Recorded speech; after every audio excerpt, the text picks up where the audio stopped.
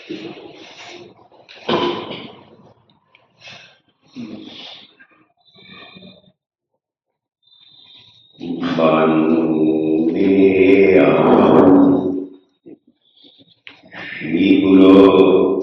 श्रीयुतपदकमलं श्रीगुरुं वैष्णवश्च श्रीरूपं साग्रजातं सहगणरघुनाथान्वितं तं सजीवं साद्वैतं सावधूतं परिजनसहितं श्रीकृष्णचैतन्यदेवं श्रीराधाकृष्णपादान् सहगणललिता विशाखान्वितश्च नमो विष्णुपादाय भागवतप्रियात्मने भक्तिकेवलप्रेष्ठाय गुरुवर्गानुगामिने भक्तिसुन्दरसन्न्यासी नामिने भक्तिरूपिणे गौरीयशास्त्रगौराङ्गख्यातिप्रकाशकृतये नमो विष्णुपादाय और नौमी प्रियात्मने श्रीमते भक्तिसुर श्री वायुराजकी नाम गौरवाणी प्रचारो शासी सर्वदा विधायिने श्री रूप विनोद सरस्वती धारा नमो विष्णुपादाय सरस्वती प्रियात्मने श्रीमते भक्ति श्री रूप भागवता विदाय भागवत कथा स्वादी भक्ति विज्ञान दायिने गुरु गौरांग निष्ठाय परिकीर्तन मोदी भक्त संग सुखानंदी सिद्धांतार्णवरूपिणे श्री भक्ति विनोद धारा स्नाताचार्य नमः अज्ञानतिमिरान्धस्य ज्ञानाञ्जन शलाकया चक्षुरुन्मीलितं येन तस्मै श्री विष्णु गुरु आज्ञा से हम लोग श्रीमद् भागवत का पाठ करें। कथा प्रसंग है पंचम स्कंद के 10वें अध्याय का 24वां श्लोक। तन्मे भवान नरदेव अभिमान मलेन तुच्छीकृत सत्तमस्य कृपीष्ट मैत्री दृशमार्थ बंधु यथा करे सत्पद्यान। कथा प्रसंग इस प्रकार से है। स्वयं के पुत्र प्रियव्रत के आग्नेय के नाभि नाग के ऋषभ के भरत के नाम पे भारतवर्ष का नाम पड़ा। 1 करोड़ एक अर्ब बने 1 करोड़ साल राज्य किए और धर्मा माते सब फिर बाद में छोड़ छाड़ते हैं हरिद्वार में भगवत भजन करके। एक मृगी को देख करके उसके बच्चे को देख करके उसके मोह में पड़े और परिणाम ये हुआ कि अंत समय तक उसी बच्चे का ध्यान बना रहा तो उनको मृग का शरीर मिला। लेकिन पिछला भजन इतना जबरदस्त था कि पिछला इतिहास विस्मृत नहीं। तो ये बात याद रही कि इस आसक्ति के कारण उसके मृगी का शरीर मिला है। तो प्रतीक्षा करते रहे कि कभी शरीर छूटेगा और दूसरी योनि मिलेगी। आकर के वापस उसी आश्रम में जिनका अपना पूरा आश्रम था वहां रहने लगे। कालांतर में वो शरीर भी छूटा और एक ब्राह्मण कुल में पैदा। स्मृति पूरी जरूरी बनी हुई। जिसको पिछला याद रहता है उसका अगला एक्शन उससे गाइडेड होता है। को पता था कि मूल में आसक्ति है और यथार्थ ज्ञान विस्मृत न होने से किसी चीज में कोई अटैचमेंट नहीं था। एक अवधूत की तरह से घूमते रहते। सौभीर देश का राजा था। उसको एक बार कपिल मुनि के आश्रम में दर्शन के लिए जा रहा था तो रास्ते में कहार की कमी पड़ी तो इनको हट्टा कट्टा देख के राज्य कर्मचारियों ने पकड़ लिया और इनको पालकी ढोने में लगा दिया। ये जब चल रहे थे तो विचार कर रहे थे कहीं पैर से के नीचे कोई चीटी न बच जाए, कोई जीव की हत्या ना हो जाए तो पालकी से चल रही। इस पर राजा क्रोधित हुआ। उसने उनको बहुत सारे अपशब्द कहे। बाद में कहा कि उनको मैं दंडित करूंगा। गुरु जी ने उनको और प्यार से समझाया। तो देह और आत्मा तो अलग अलग तत्व है। देह की किसी भी एक्टिविटी का आत्मा से कोई रिलेशन नहीं बनता, ऐसा उनको बताया। उसने कहा था मैं राजा हूं, तुम सेवक हो। तो बोले देखो ये तो खाली एक व्यवहार की बात है कि आज तुम राजा हो मैं सेवक हूं, कल को मैं राजा हो सकता हूं तुम सेवक हो सकते हो, इसमें कोई स्थायित्व तो नहीं है। सीखे तो केवल भगवान है। उनका जो दंड देने की बात है तो मैं तो जड़ और उन्मत्त हूं, अगर तुम मुझे दंड दोगे भी तो मेरी सेहत पर कोई फर्क पड़ेगा नहीं। तुम्हारा ये उसी प्रकार से होगा जैसे चरवण होता है कि किसी को पीस कर उससे कोई लाभ नहीं। महाराज भरत की बात में तत्व था। राजा भी विद्वान था, समझ गया कोई डिफरेंट पर्सन है। उतरा और उतर करके उसने इनको प्रणाम किया, कहा कि महाराज आपके देश में कोई महात्मा है जो इस तरह की बात बोल रहा है। मैं तो स्वयं कपिल मुनि से तत्व जिज्ञासा के लिए जा रहा था, लेकिन महाराज एक बात मैं समझ में नहीं आ रही है कि जो बात आपने कही कि ये देह का जितनी एक्टिविटीज है इसका आत्मा पर कोई इम्पैक्ट नहीं।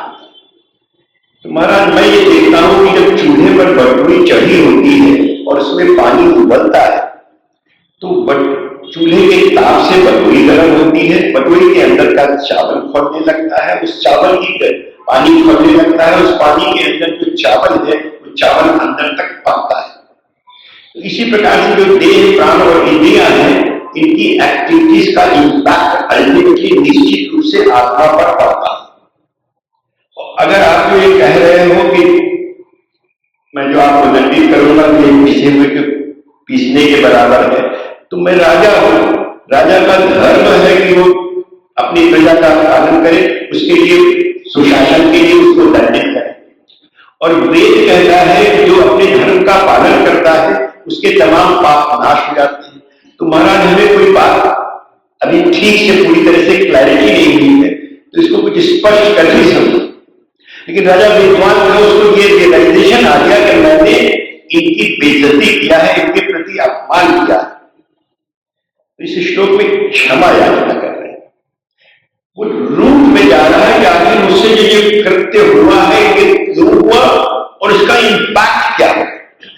जो तत्वज्ञ है, जो इंटेलेक्चुअल है, वो किसी भी कार्य के रूट में जाता है कि आखिर भाई इट्स सो हैपन, और जब उसके रूट में चला जाएगा, जैसे डॉक्टर जब बीमारी की जड़ में चला जाता है कि आखिर इसके रूट के जड़ में क्या है तो इलाज हो जाता है।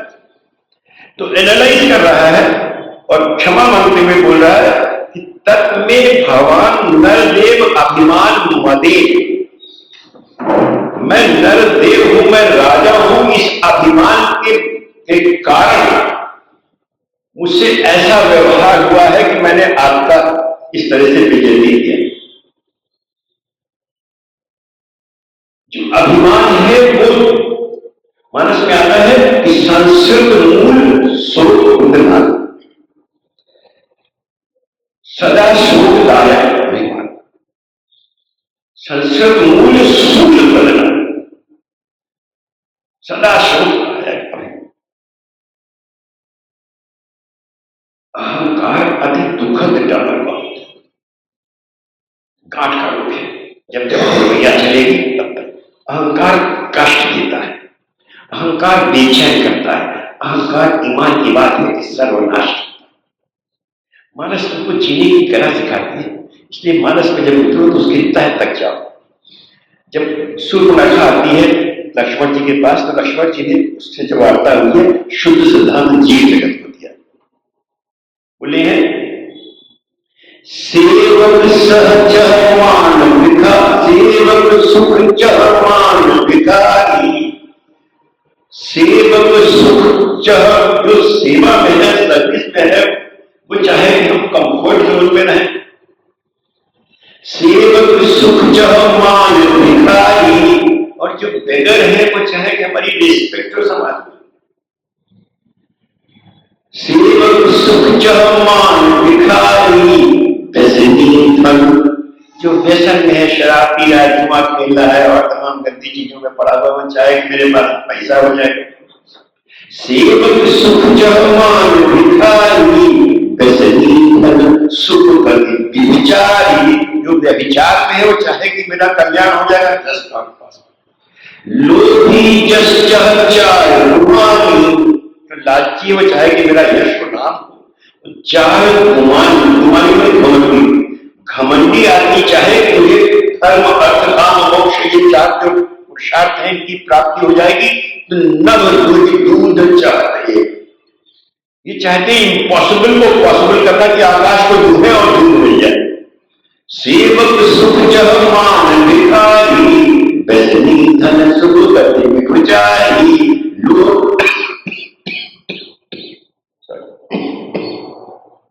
लोभी जस चाह चार गुमानी, नव दूध चाहते प्राणी।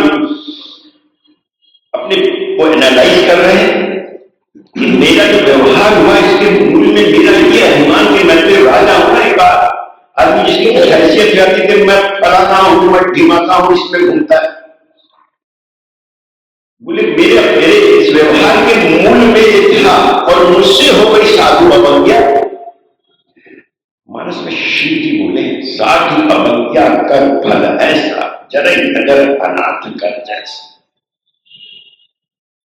हनुमान जी लंका फूक के चले हैं तो शिव जी पार्वती जी को पता सुना रहे तो बताते हैं साधु अवज्ञा कर फल ऐसा, जरे नगर अनाथ कर जैसा। जब भगवान राम वाल्मीकि आश्रम में गए तो वाल्मीकि जी से बोले तो भी शुद्ध सिद्धांत दिए हैं, मंगल मूल विप्र परितोष दहाई कोटि कुल भूसुर।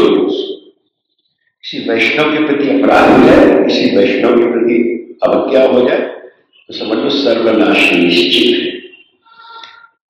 अभी प्रभु जी एक भजन गाए थे, पेज नंबर 10 में था।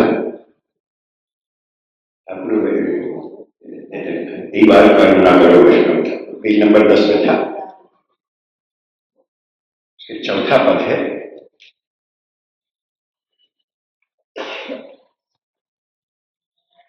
हरि स्थाने आसान है, हरि स्थाने अपराधे तारे हरि नाम, तुम स्थाने अपराधे नहीं परिता। वैष्णव ये कह रहे कि तुम्हारा भगवान के प्रति कोई अपराध हो गया, कोई सेवा में अपराध हो गया तो वैष्णव कृपा से ठीक हो जाएगा। लेकिन वैष्णव के प्रति अगर अपराध हो गया कोई तरह से छुटकारा मिल नहीं सकता, क्योंकि वैष्णव भगवान का प्रियतम है। फिर भगवान उसको माफ नहीं करते, मेरे प्रिय को तुमने हानि पहुंचा दी। राजा अम्बरीश का उदाहरण है, दुर्वासा जैसा ऋषि भागत रहे कहूं परित्राण हुआ नहीं है। वैष्णव अपराध की कहीं कोई क्षमा है नहीं, वैष्णव खुद क्षमा करते हो ठीक है, इसलिए खुद क्षमा मांग रहे हैं उसे। और कह रहे विद्वान राजा है बोला कृपीश मैत्री दृश आर्तबंध। अब वैष्णव का मित्रवत व्यवहार होता है। वैष्णव आर्तबंध हो, पति निभावन है, हर दुखी की मदद करने में, तो मैं शरणागत हो रहा हूं, मुझको क्षमा करते हुए मेरी इस जिज्ञासा को शांत कर। राजा रघुगण उनको उपदेश दे रहे, कोविद वाद वाला वदस्य थोनाति विदाम वरिष्ठ, न सूर्यो ही व्यवहारमेन तत्वावमर्षेण महामन। अकोविद, कोविद वो है जो जिसके पास अनुभव जनित ज्ञान है। साधारण लर्नेड आदमी को भी नहीं, जिसका नॉलेज बेस्ड ऑन एक्सपीरियंस, वो अल्टीमेट नॉलेज है। कोविद वो है जो जिसका ज्ञान अनुभव पर आधारित है। तुम बात तो उन लोगों की तरह से कर रहे हो जो कोविद कहलाते हैं, विद्वज्जन कहला रहे हैं, लेकिन तुम्हारी बात का स्टाइल हमारी बात जो है ये इस तरह से है जैसे अज्ञानी लोग बोलते हैं। तुम बात की तह को समझ नहीं रहे हो, व्यवहार और यथार्थ में भेद नहीं कर पा रहे। जब किसी के दिमाग में कोई कॉन्सेप्ट बैठा है तो पहले तो एक झटका देकर के उसको अलग करना होता है। गीता जीने की कला सिखाती है। जब अर्जुन व्यथित हुआ उसने कहा हम युद्ध नहीं करेंगे, बैठ गया पीछे जाके। जब कृष्ण का उपदेश शुरू हुआ तो 2:11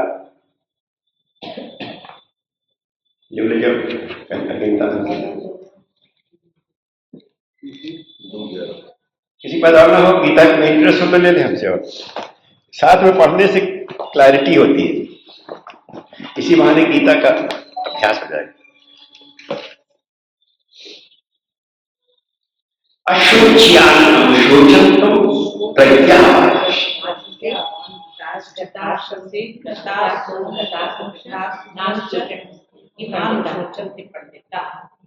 अशोच्यान शोचंतम प्रज्ञावान गतासून अलगासूश्च नाम शोचन्ते पंडित। जीवन की कला सिखा रहे हो। अशोच्यान अवशोचन,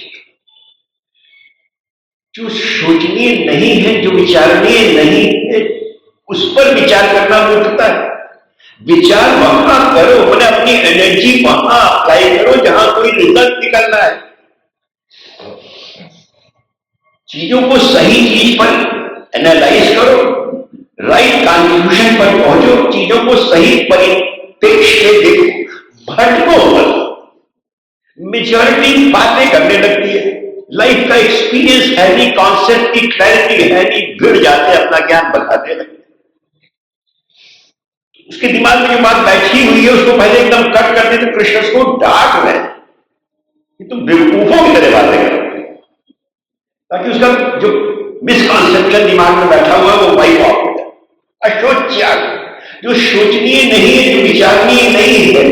देखो संसार में कोई भी अनुकूल या प्रतिकूल परिस्थिति, सुख या दुख, जीवन में जो भी आता है ये हमारे प्रारब्ध का फल है। प्रारब्ध क्या है? हमारे पिछले कर्मों का फल है। उसने पर्टिकुलर सिचुएशन अनुकूल या प्रतिकूल, हमेशा प्रतिकूल नहीं होती, हमेशा अनुकूल नहीं होती, वो सिचुएशन लाके धरती। तो ये तो हमारा पिछला कर्मफल था जो हमें ज्ञात भी नहीं है, वो सब अज्ञात है। उसको लेकर के हमारा खुश होना या दुखी होना मूर्खता है, क्योंकि परिस्थिति चाहे अच्छी हो चाहे खराब हो, पहले थी नहीं। ये परिस्थिति चाहे अनुकूल है चाहे प्रतिकूल है, अब से पहले थी और आगे भी होगी। तो ये जो आगे और अंत वाली है, जो पहले थी नहीं और आगे रहेगी भी नहीं, तो बीच का जो इसका ड्यूरेशन है ये हर क्षण नष्ट हो रहा है, हर पल ये अंत की ओर जा रही है। तो जिसमें ठहराव ही नहीं है, जो रह सकती ही नहीं है, उसके लिए सोच क्या करना। कल थी नहीं, कल होगी नहीं, तो बीच का कोई एक्सिस्टेंस नहीं है, पास हो रही है। इसके लिए शोक या दुख करना बेवकूफी। 1957 एक पिक्चर आई थी, देवानंद कल्पना करती थी, 9 लोग 11 सिर्फ देखे तो लोग कर पाते नहीं भाई। इसमें मजनू साहब का गीत था, बेहतरीन सिद्धांत देते हैं। पहली लाइन क्या, हम है राही प्यार के, हमसे कुछ न पूछे। उसमें 2 कपड़े बहुत जबरदस्त थे। दर्द भी हमें कबूल, चैन भी हमें कबूल, दर्द भी हमें कबूल, चैन भी हमें, हमने हर तरह के फूल हार में पिरोए, जो भी प्यार से मिला हम उस लाइफ में कभी पेश हो गए, कभी ब्लशर्स हो गए। कोई चीज परमानेंसी तो है ही नहीं।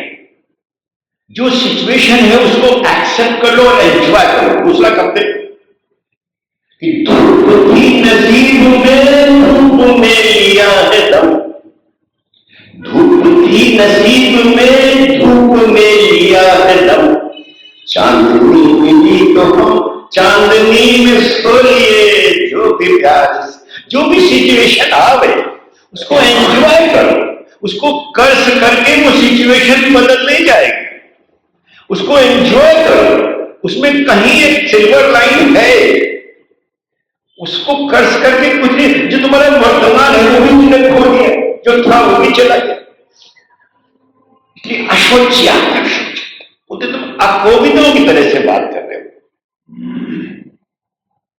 जो ये बात कह रहे हो कि व्यवहार मार्ग और यथार्थ मार्ग, तुम ये बोल रहे हो कि वेदों ने ये धर्म बताया है राजा का, और जब राजा कोई अपने धर्म का पालन करता है तो उससे उसके पाप नष्ट होते हैं।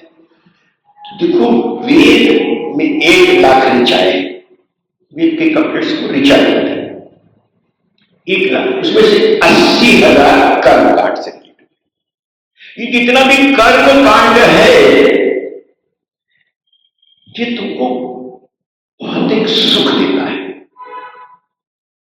ये जो भौतिक सुख है ये एक फैलेसी है। इसमें अल्टीमेट प्लेजर नहीं है। अगर गीता में जाओ तो 2:42 और 2:43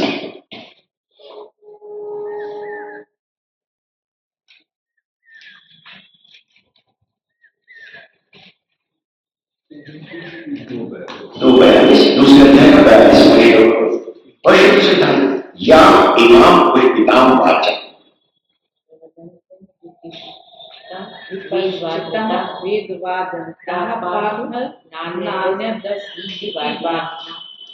याम इमाम पुष्पिताम वाचम प्रविदन्ति अविपश्चिता।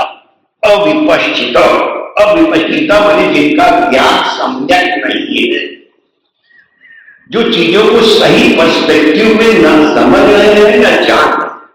याम इदम इमाम पुष्पिताम वाचम, जो देखने में बड़ी अच्छी सी लग रही है, पुष्पित लग रही है, लेकिन यथार्थ कुछ और।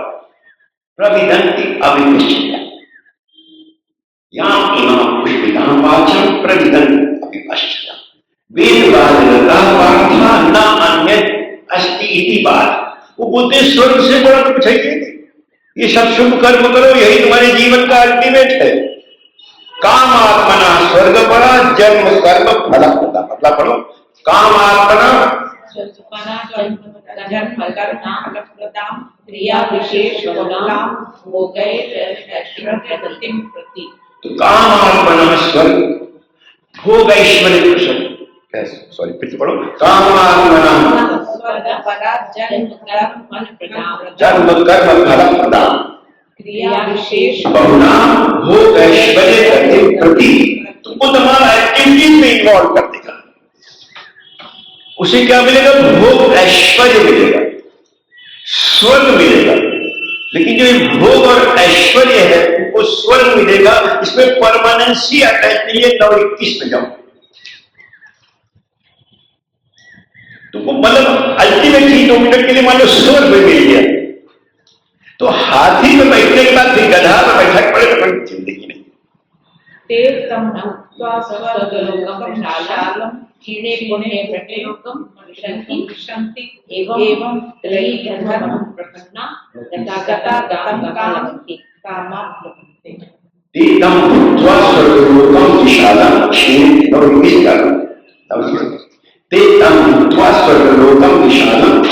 पुण्ये प्रत्ययोगम विशन्ति एवं त्रयी धर्मान् प्रपन्ना गता गतम काम कामा।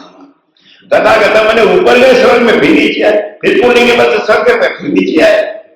तो खाली ऐसे लुढ़कते रहो बस। अल्टीमेट प्लेजर नहीं है। क्यों नहीं है? तो 44 में जाओ,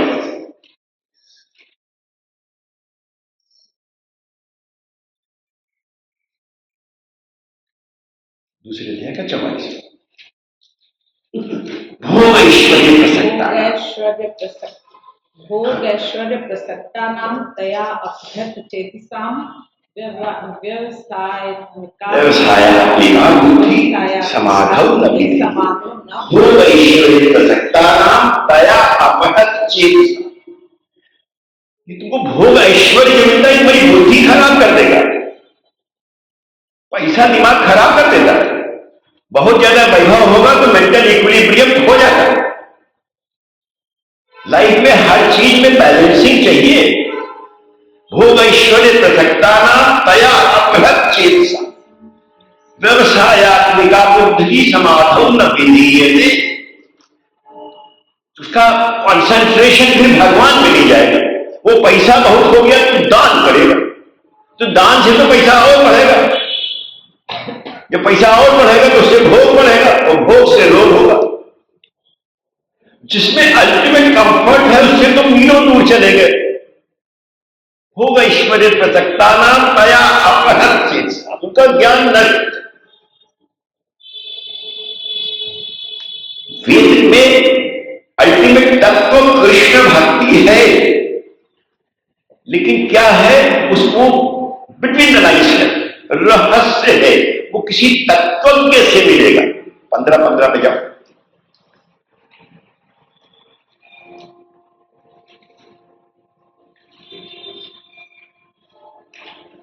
सर्वस्य चाहं हृदि सन्निविष्टो मत्तः स्मृतिं ज्ञान अपोहनं च वेदैश्च सर्वैः अहमेव वेद्यो वेदांत कृत देव चाह। देखो हमारे 2 बच्चे आ गए, इनको कंठ है सब पूरी गीता। आप बैठो।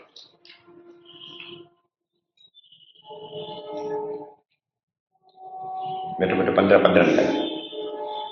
सर्वस्य चाहं हृदि सन्निविष्टो मत्तः स्मृतिज्ञानमपोहनं च वेदैश्च सर्वैः अहमेव वेद्यो वेदान्तकृत वेदविदेव चाहम्।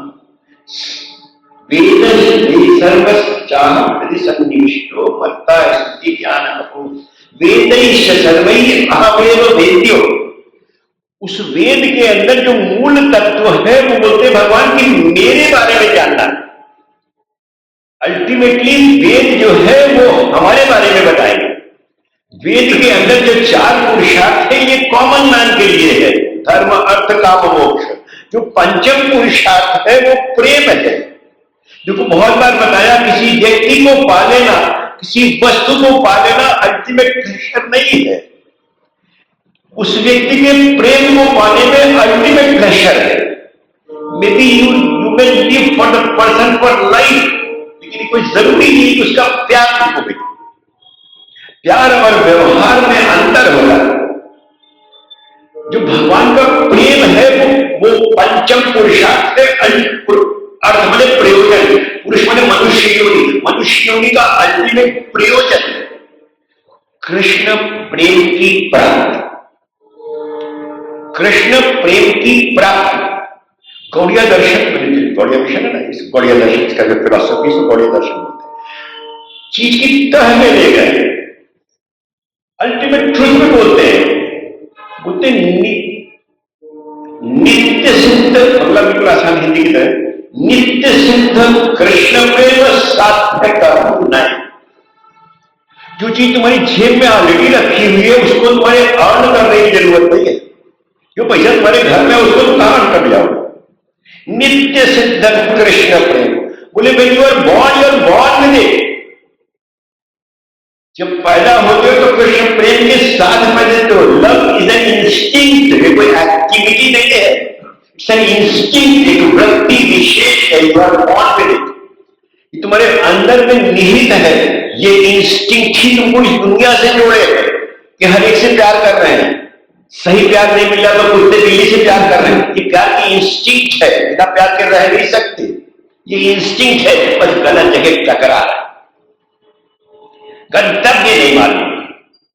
नित्य सिद्ध कृष्ण प्रेम साध्य कर्म नहीं, ढूंढना नहीं है, उसको लक्ष्य को पाना नहीं है, वो ऑलरेडी पाए हुए हो। तो करना क्या है? श्रवणादि शुद्ध चित्ते करे। ये सोया पड़ा है तुम्हारे हृदय। श्रवणादि शुद्ध, जब शुद्ध चित्त से भगवान की लीला कथा का श्रवण करते हैं तो इसका प्राकट्य हो जाता है, ये जग जाता है, ये सोया पड़ा है हमारे अंदर। वो एक लव इंस्टिंक्ट जो सोई पड़ी हुई है, कभी कभी लव एट फर्स्ट साइट, किसी को देखते ही घर से प्यार आता है, सोया पड़ा था। श्रवणादि शुद्ध चित्त कौरय, इसीलिए भक्ति मार्ग में पहला सोपान श्रवण है, पहला सोपान श्रवण है कि भगवान की लीला।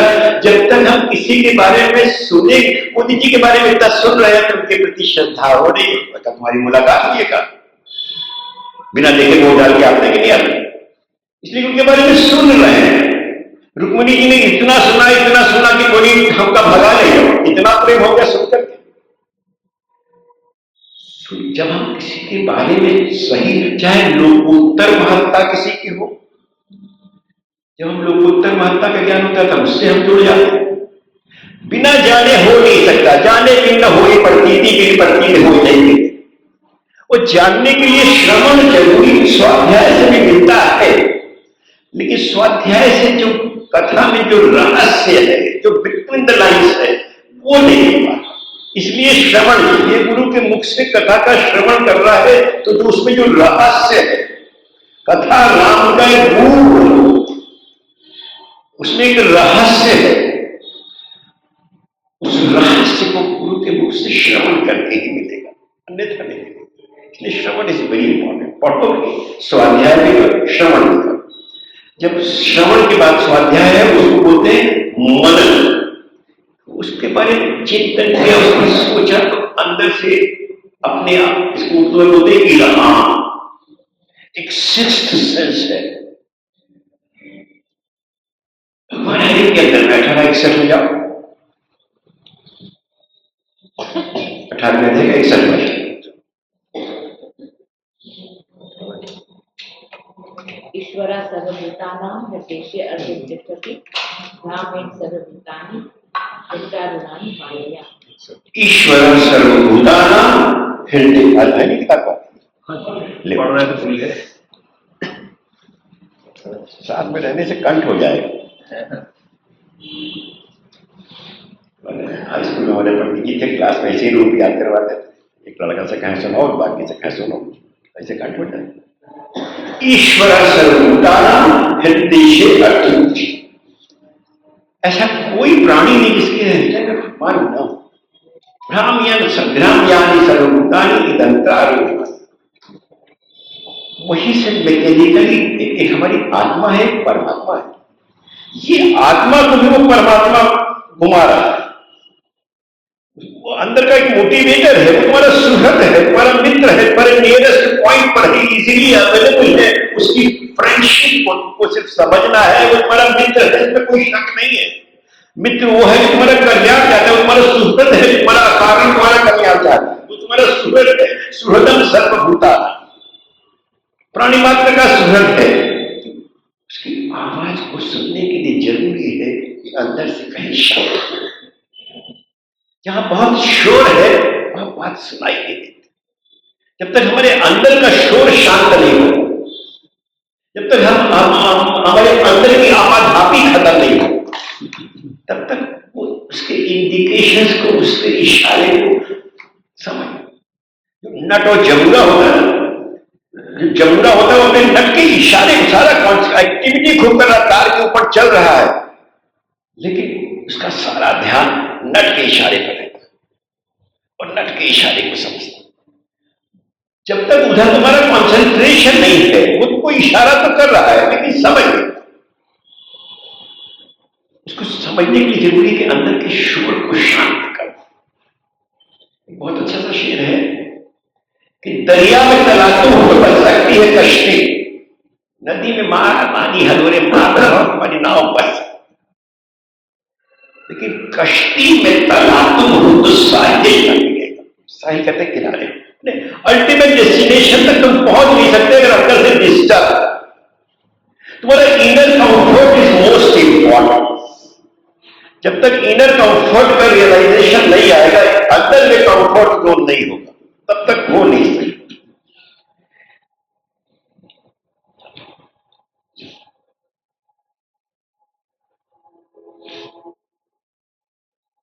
हमारा समझा रहे हैं कि गुणानुरक्तम व्यवस्नाय जंतो क्षेमाय निर्गुण यथो मनास्या यथा प्रदीपो घृतवर्तिमश्मन शिखा समुदा भर।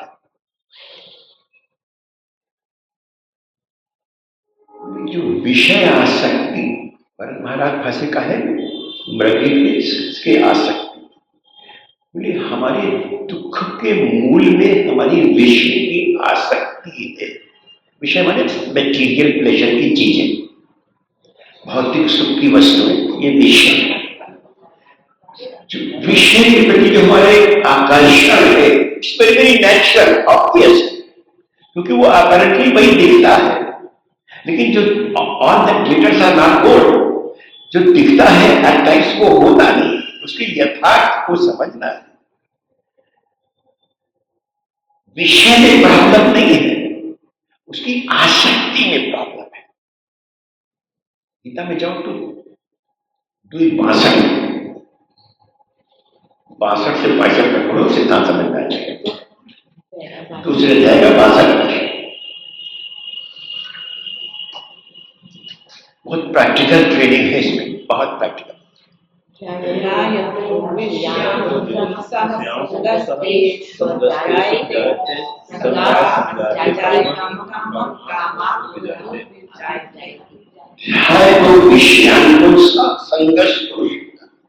संगात संजायते कामा कामात्।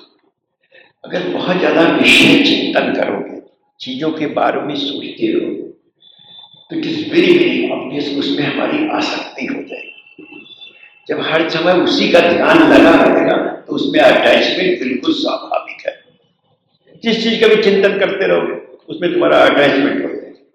ध्याय तो विषयान संगस्त संगात संजायते कामा। जैसे किसी चीज में अटैचमेंट होता है तो उससे रिलेटेड बहुत सारी ख्वाहिशें और बढ़ती चली जाती है, और हर ख्वाहिश पूरी हो ये कोई जरूरी नहीं। हजारों ख्वाहिशें ऐसी कि हर ख्वाहिश लगा बहुत निकले मेरे अरमान, लेकिन फिर हर ख्वाहिश पूरी हो जाए तो हो ही नहीं। You wishes were horses figures in God. और जब हमारी ख्वाहिशात पूरी नहीं होती है, उनमें बाधा आती है, तो अंदर से एक रिएक्शन, एक खींच आती है, एक खिन्नता।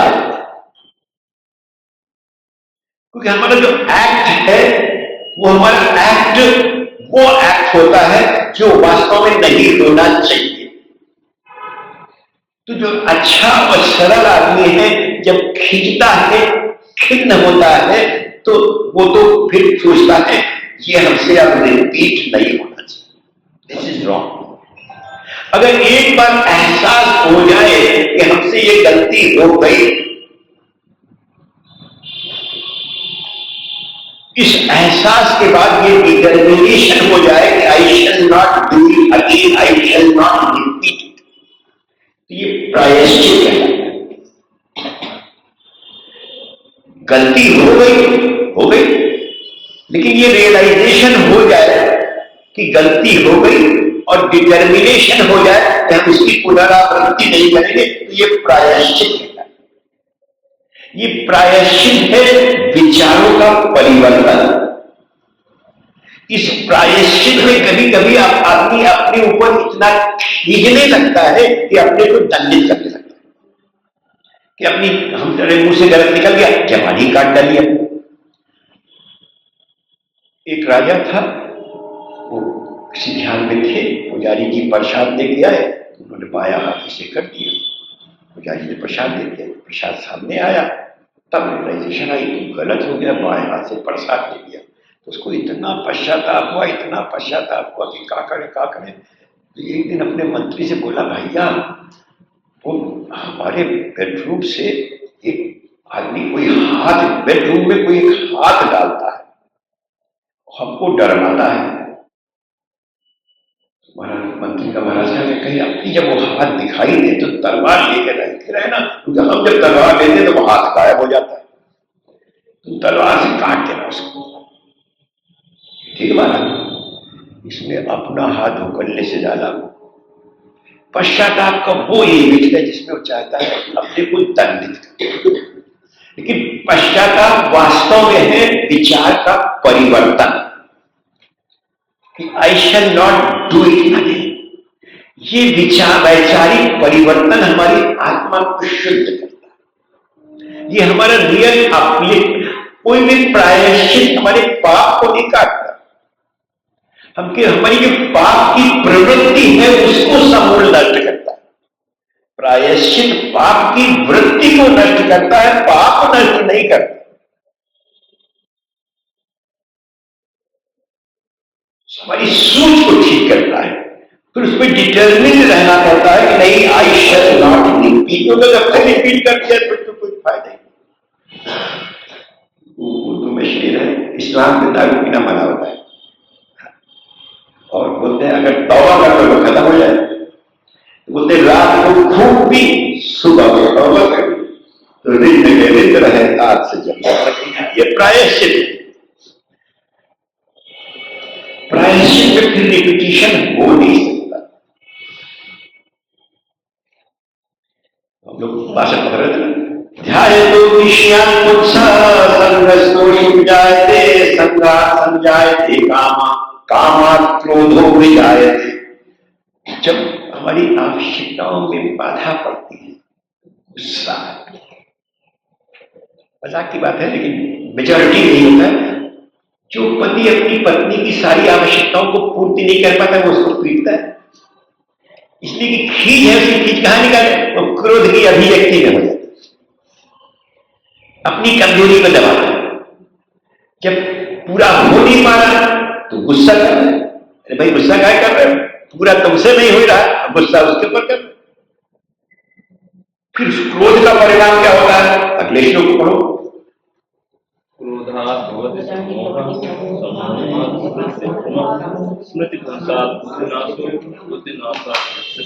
क्रोधी का सर्वनाश हो जाता है, क्रोधादि भवति सम्मोह। जब आदमी गुस्से में होता है तो दिमाग काम नहीं करता, कहते हैं गुस्सा आया और हमको सुझाई नहीं दिया, तो सुझाई कहा नहीं दिया, दिमाग काम नहीं किया।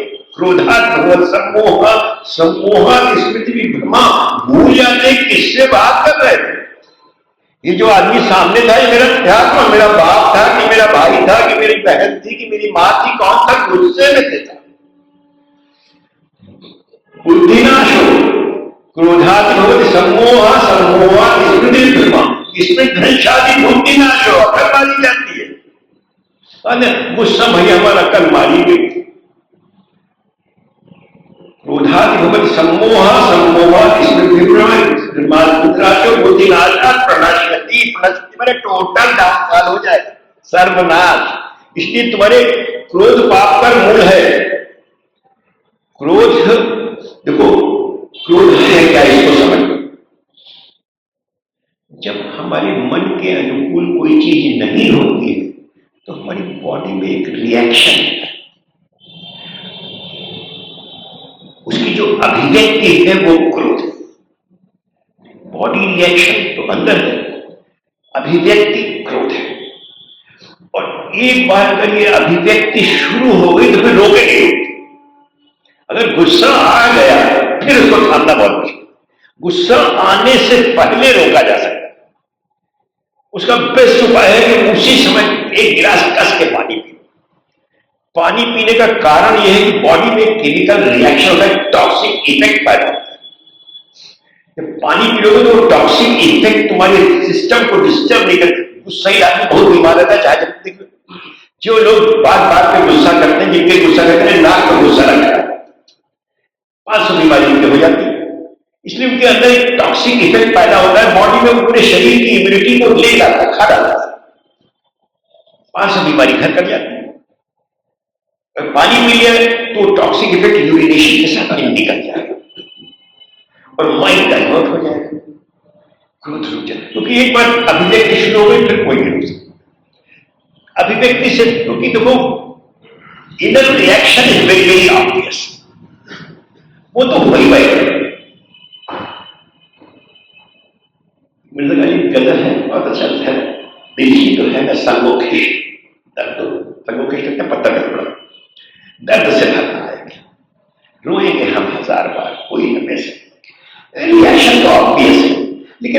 हम उसको एनालाइज करना शुरू कर दें कि आखिर इसके मूल में क्या है, तो प्रॉब्लम खत्म हो जाएगी। लेकिन उस समय अगर बुद्धि काम नहीं कर रही है तो बेकार है। तो हमें करना क्या है? हमारा शास्त्र हमको हाथ में नहीं छोड़ता। अगला श्लोक पढ़ो। शास्त्र हाथ में छोड़ता ही नहीं, मंदिर तक पहुंचाएगा। राग द्वेष विषयान इंद्रिय चरण पढ़ो।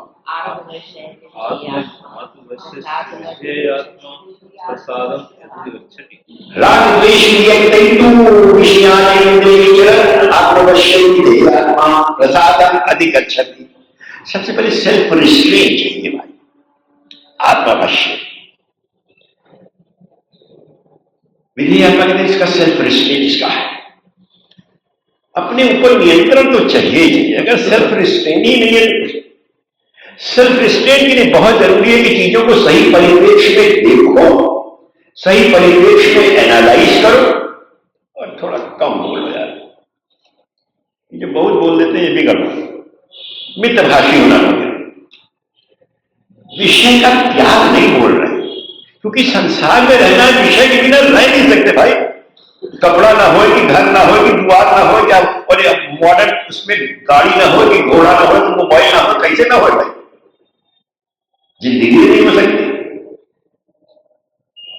बोले सब कुछ हो, अगर राग द्वेष विषया नहीं, उस विषय में तुम्हारा राग और द्वेष नहीं होना चाहिए, उसमें तुम्हारा अटैचमेंट नहीं होना चाहिए।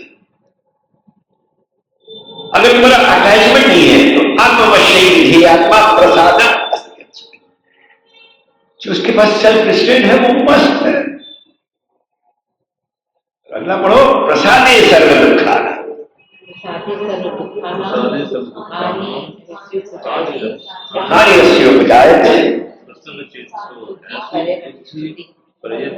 प्रसन्न चेतसो याशु